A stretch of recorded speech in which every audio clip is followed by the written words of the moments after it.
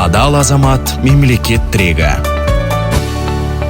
Елімізде алғаш рет Қазақстан балалары атты біртұтас бағдарлама әзірленіп жатыр. Мемлекет басшысы Қасым-Жомарт Тоқаев 4-ші ұлттық құрылтай отырысында тиісті тапсырма берген болатын. Озық ойлы ұрпақ өсіру үшін білім мен тәрбие әрдайым қатар жүру керек. Бұл өте маңызды құжат болмақ. Ашығын айтқанда, бала оқыту ісінде бұған дейін білімге көбірек назар аударылды, ал ұрпақ тәрбиесіне қатысты жүйелі ұстаным болған жоқ. Бұл салаға тиісті деңгейде көңіл бөлінбей келді. Тәрбиесіз берілген білім адамзаттың қас жауы. Сондықтан біліммен қатар тәрбиеге айрықша назар аудару өте маңызды, деді президент.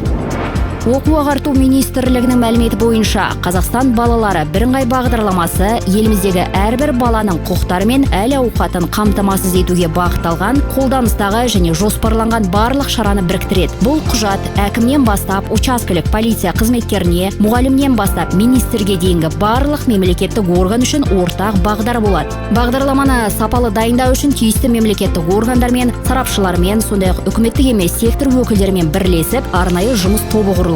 Жұмыс тобына көптеген ұсыныс пен пікір түсіп жатыр. Олардың негізінде қол жетімді білім беру, денсаулық сақтау және қауіпсіздікке қатысты бағдарламаның 7 негізгі бағыты айқындалды. Бұл мемлекеттің, ата-аналардың, педагогтердің, дәрігерлердің, әлеуметтік қызметтер мен үкіметтік емес ұйым өкілдерінің күш-жігерін біріктіретін Қазақстандағы алғашқы кешенді бағдарлама болады.